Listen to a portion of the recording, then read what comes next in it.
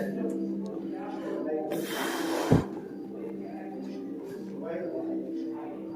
is a family heritage tradition. Then, the bishop called.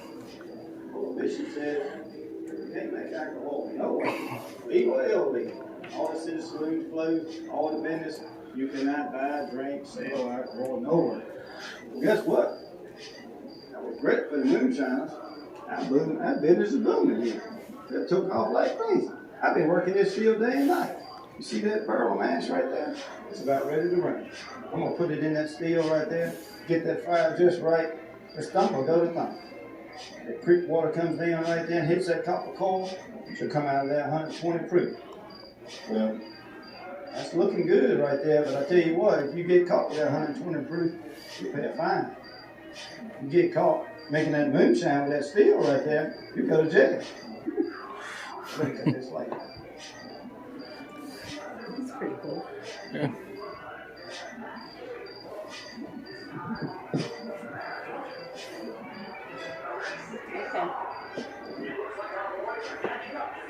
Okay. Look.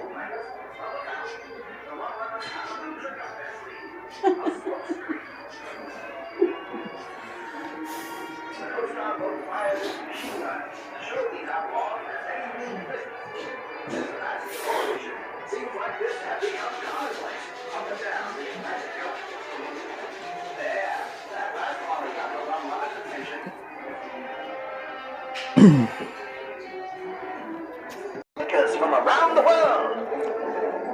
From port, the bottles are taken to open fields and smashed with wild abandon by federal, state, and local law enforcement officers. Even the locals get in on the bottle bashing action. Rum from Cuba, whiskey from Canada, gins from England, and liquors from around the world. From port, the bottles are taken to open fields and smashed with wild abandon by federal, state, and local law enforcement officers.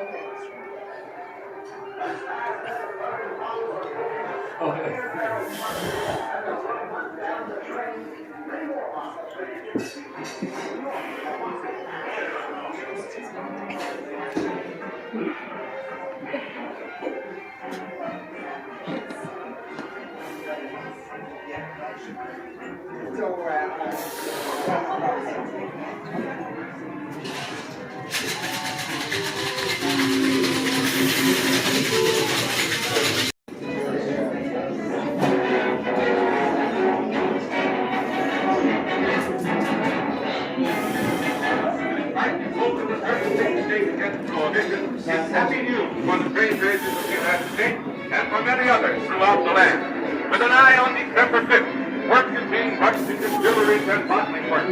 Thousands of these call back to merchant plants and allied industries. At least 500,000 new jobs are predicted as a result of from the next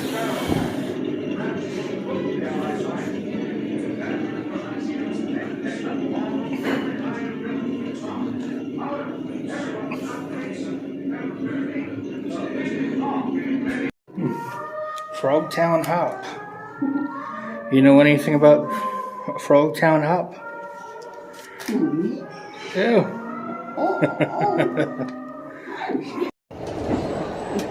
Now back in 1976, they also held the bicentennial celebration right here at the square. The entertainment that day was Kate Smith singing God Bless America and the Preservation Hall Jazz Band right here at Johnson Square. That big monument on the left in the center of the square commemorates General Nathaniel Greene. General Greene was second in command to Georgia Nation, which is not very far from Savannah. As part of his reward for his war service. But you know, he was from Rhode Island. He really wasn't very familiar with the kind of Leopold's ice cream. Leopold's here is one of the old soda fountains. Dates back to the 1920s here in Savannah. Next to it is the marquee of the Old Wise Theater, spelled W-E-I-S. Now the Wise opened in 1946, and it's one of the old movie palaces. Seats about 1,100 people on the inside. The theater today is owned and operated by the Savannah College of Art and Design. Up in the center of the square, it's called the Wormflow Fountain, donated by the descendants of Noble Jones, one of the wealthiest and most well-known of the original settlers here in Savannah.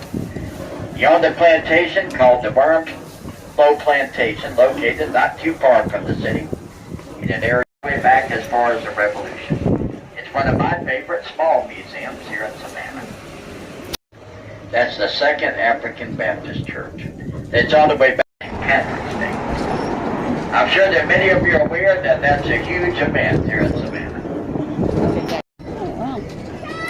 The other large building there next to it is the Westin Hotel. Both of those were built back in the early 1990s. Back in the 1730s, when the early settlers first arrived here, the river right around this area was only about an island, still part of the city of Savannah and the state of Georgia. There's another river called the Back River that sits right on the other side. The statue was created by Felix de Wilton, who also created the Iwo Jima Memorial up in Washington, D.C. Also on our left, there by the river, you see the Olympic Cauldron. Now that was used when the Olympic yachting events were held here in Savannah back in 1996, here at the Atlanta Olympics.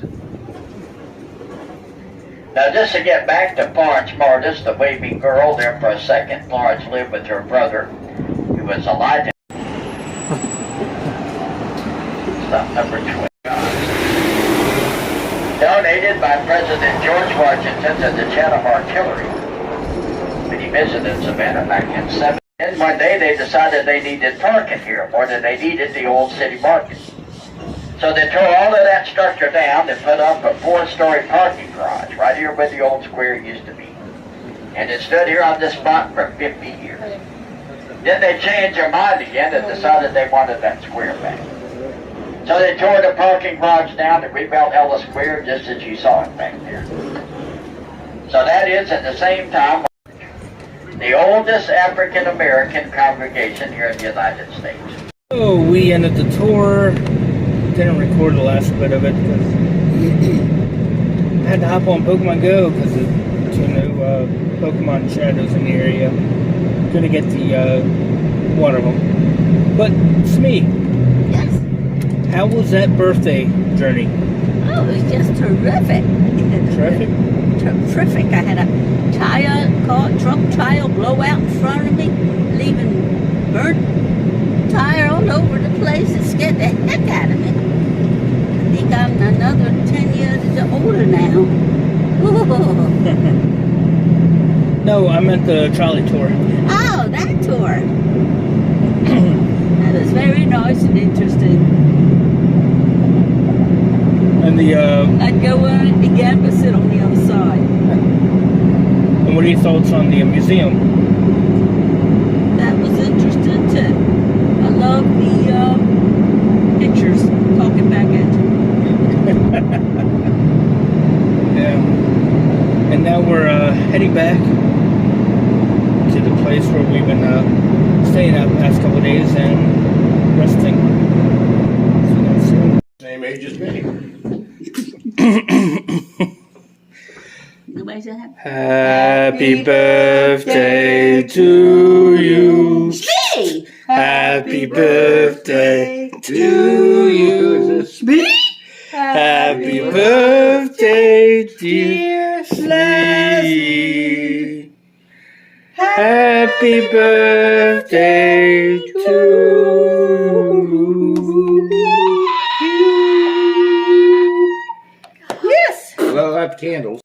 Hope you guys like this episode. Please, if you reach it this far, please leave in the comments. Happy birthday, Smee. Please go check out her channel. Link's going to be down below.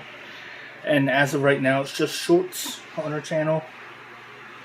Some of them might be over 1 minute, but just our shorts. And see you guys around.